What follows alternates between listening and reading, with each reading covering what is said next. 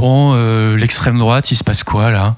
Non, parce que j'ai l'impression qu'il n'y a pas encore si longtemps, on s'engueulait parce que vous n'aimiez pas notre projet et nous le vôtre. Bon, aujourd'hui, nous, on n'aime toujours pas votre projet, hein, mais vous parlez de qui, en fait ? Non, parce qu'au début, ça parlait d'islamo-gauchisme. Je pense qu'on était tous conscients que c'était une manière rhétorique de relier la gauche au terrorisme islamiste pour la disqualifier.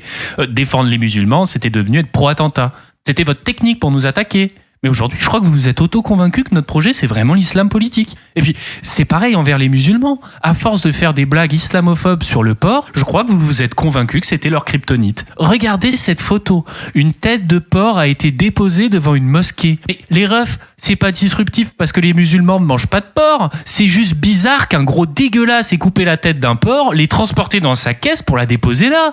Je sais même plus dans quelle réalité vous pensez vivre. Parce que sur Terre, vous êtes dans des campagnes et des villages dont l'autonomie et la culture se sont fait défigurer par un capitalisme mondialisé effréné. Autour de vous, vous avez une zone artisanale avec un Leclerc et un Action. Il y a un McDonald's sur le rond-point juste avant l'autoroute. Mais votre problème, c'est les immigrés. Mais là où vous touchez le fond, c'est quand il se passe des événements comme la tuerie récente au marché de Magdebourg. Alors il y a une escalade autoritaire en Europe. Les flics répriment violemment les manifestants, les mutilent. Il y a une surveillance des militants politiques dignes de Big Brother. On part en comparution immédiate pour un drapeau palestinien.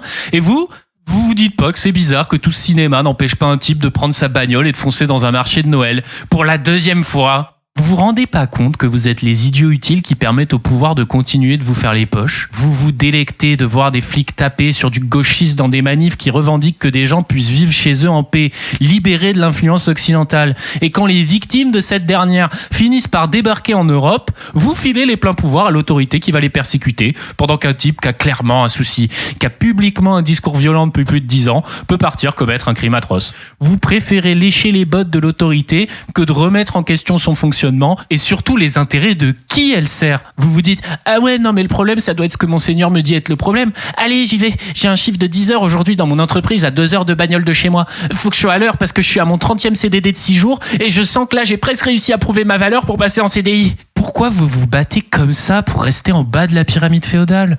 Bref, allez, les faves, ça dégage.